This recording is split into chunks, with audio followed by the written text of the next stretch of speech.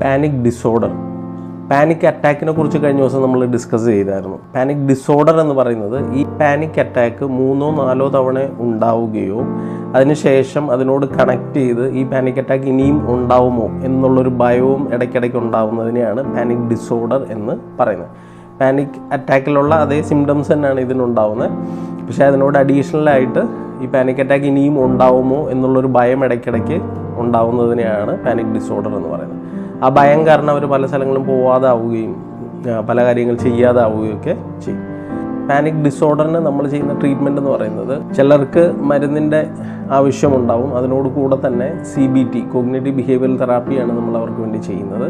CBT നമ്മൾ ഏകദേശം 12 to 15 sessions വരെ നീണ്ടു നിൽക്കുന്നതാണ് കോഗ്നിറ്റീവ് ബിഹേവിയറൽ തെറാപ്പി എന്ന് പറയുന്നത്. അത് കംപ്ലീറ്റ്ലി കവർ ചെയ്ത് കഴിയുമ്പോൾ ആ വ്യക്തി പാനിക് ഡിസോർഡർ ഓവർകം ചെയ്യുന്ന ഒരാളായി മാറും. പാനിക് ഡിസോർഡർ ഉള്ള 3 പേഷ്യൻസ് ഉണ്ട്. നമ്മളത് അസസ് ചെയ്ത് കൺഫേം ചെയ്തതിന് ശേഷം കോഗ്നിറ്റീവ് ബിഹേവിയറൽ തെറാപ്പി സ്റ്റാർട്ട് ചെയ്തിരിക്കുകയാണ്. 5 സെഷൻസ് കഴിയുമ്പോൾ തന്നെ നല്ല വ്യത്യാസങ്ങൾ അവർക്ക് ഫീൽ ചെയ്യാൻ പറ്റും. അങ്ങനെ കംപ്ലീറ്റ്ലി അത് കവർ ചെയ്ത് കഴിയുമ്പോൾ പാനിക് ഡിസോർഡറിനെ അവർ ഓവർകം ചെയ്യും. ഓക്കെ, എന്നിട്ട് നിങ്ങൾക്ക് അതിനെക്കുറിച്ച് എന്തെങ്കിലും സംശയമോ കാര്യങ്ങളോ ഉണ്ടെങ്കിൽ ആ ട്രീറ്റ്മെൻറ്റിനെ കുറിച്ച് അറിയണമെങ്കിൽ എനിക്ക് മെസ്സേജ് ചെയ്യുകയോ കമൻറ്റ് ചെയ്യുകയോ ചെയ്യുക. ഡീറ്റെയിൽസ് പറഞ്ഞു തരുന്നതായിരിക്കും. Okay, thank you.